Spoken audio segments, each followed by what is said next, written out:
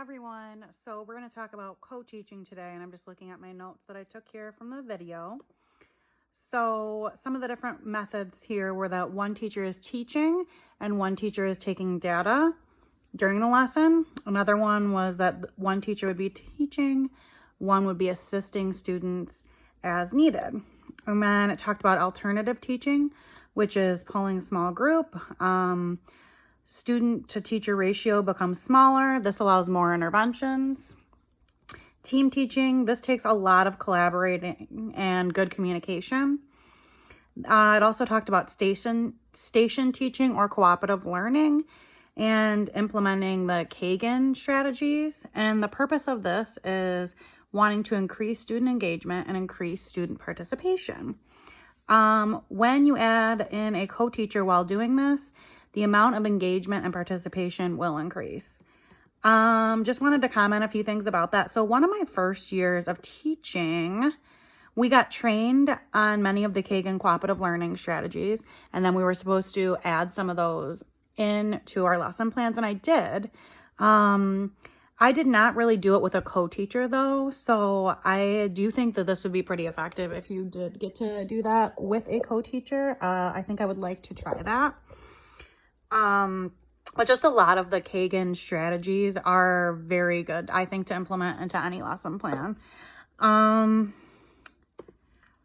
Okay, and then I just wrote down, I think when you co-teach with someone that you work well with, it can be a great experience. A few years back,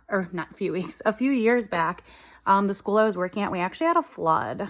It happened right before returning from Christmas break, and a lot of the teachers lost a lot of their stuff, and we had to find a temporary location for us to be at while they were repairing all of our classrooms and things like that.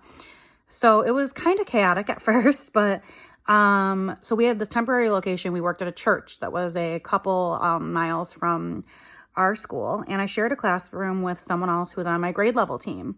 It was a giant room, and I absolutely loved doing this. We kind of got to go back and forth with who was the lead teacher on a lesson. So like it was kind of two classrooms, like there was something in between.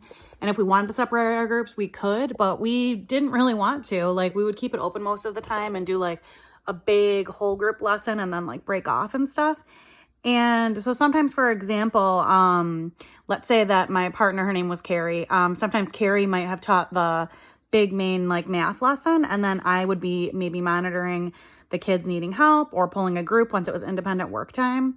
And we worked very well together. So this was like a positive experience, even though it only took place for a couple months while they were redoing our classroom. I just think back, and that was like, I think it was really good for both of our classes. And yeah, so like I said, I think when you co-teach with someone that you get along with and you can openly discuss like things that went well, things you want to try, things you want to change, even like taking data like they suggested, things like that. When you meet in your grade level team, like things you're looking for. I just think that, yeah, co-teaching with someone that it works good with can be a very positive experience for everyone.